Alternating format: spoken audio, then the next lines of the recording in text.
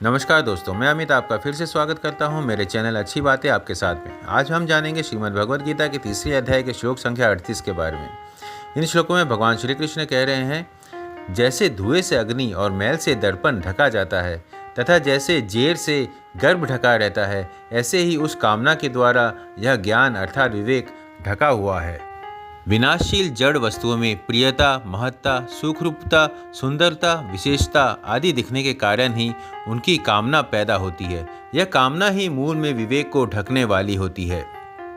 प्रथम अवस्था में ही कामना को नष्ट करने का सरल उपाय यह है कि कामना उत्पन्न होते ही साधक विचार करे कि हम जिस वस्तु की कामना करते हैं वह वस्तु हमारे साथ सदा रहने वाली नहीं है।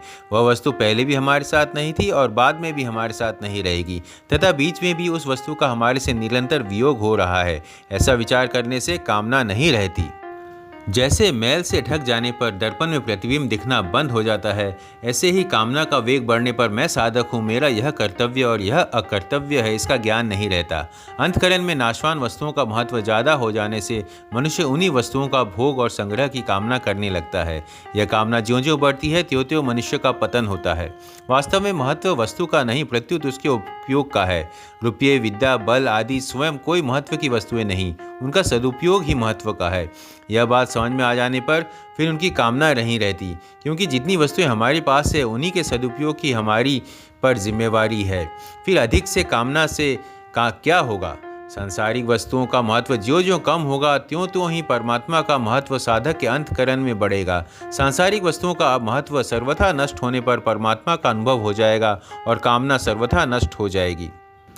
कामना में बाधा लगने से क्रोध उत्पन्न होता है, फिर उससे सम्मोह उत्पन्न होता है। सम्मोह से बुद्धि नष्ट हो जाती है। बुद्धि नष्ट हो जाने पर मनुष्य करने योग्य कार्य नहीं करता और झूठ, कपट, बेईमानी, अन्याय, पाप, अत्याचार आदि न करने योग्य कार्य करने लग जाता है।